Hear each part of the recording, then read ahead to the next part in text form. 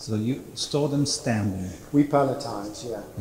I saw this for the first time in 1989 in Scotland. My last year there, I saw that was how they were moving towards. And we've palletized ever since. If you go back to Scotland now, all the stores which are built there are also palletizing. So there's nothing strange about how it's done. We designed a pallet which will take 9 quarter casks, 5 hogsheads, which is a 320-litre cask, or 3 butts, which you can see there, the sherry casks. So the same pallet can handle those different combinations. And Lennox, who's our forklift driver, who's been here since 1990,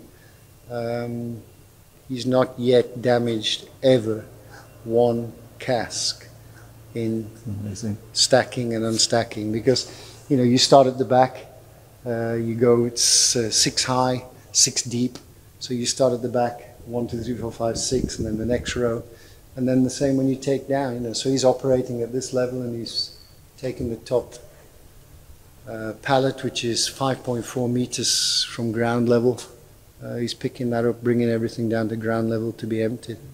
What happens if you have a leaking cask somewhere? Well, what we do when we fill the casks, we leave them on the ground for 24 hours. We then inspect the casks. If there's any leakers, we will fix them. If there's no leakers, then it goes into the system. So the secret with palletization is the cask must be right before you put it into the system. Because once it's in, you're not looking at, is there any leakers in a month's time. So it's very important. But we've got our own cooperage. Our own cooperage is situated in Stellenbosch. So every cask before it goes into the system goes through the cooperage. And they will pressure test it, put a couple of litres of water and put it under pressure. And then when we fill it, we will leave it at ground level for 24 hours. Where do you source your casks?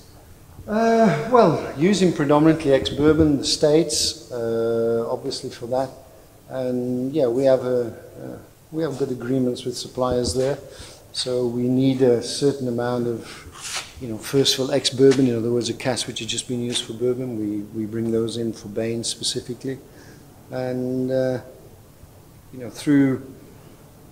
through over the years building up your casks, you get varying ages. Each time we put a cask back into the system, we will, record that it's going in for a 3rd, a 4th, a 5th fill, etc. And we will use the cask up to, 7, possibly even 8 fills.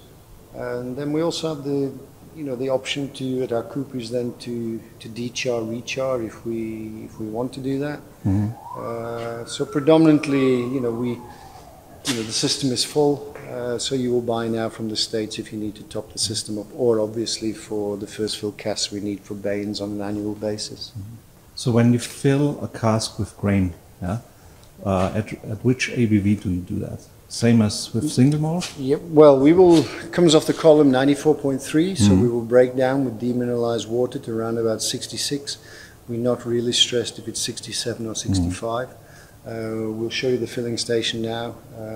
We aim for 66, and malt we mature straight at the strength it comes off the pot, which is, as I mentioned, 68, 69, maximum 70, but our spirit generally around about 68% off the pots. Does grain mature differently to single malt? No, I think, obviously with, malt having more flavor, being more complex, then it takes a little bit of probably more time to smooth the edges, where grain being very light in style tends to take on the nuances of the cask a little bit quicker, especially with Baines. That's a phenomenal product in that, the extraction we got and how we developed that product was amazing, and we'll talk about it when we taste.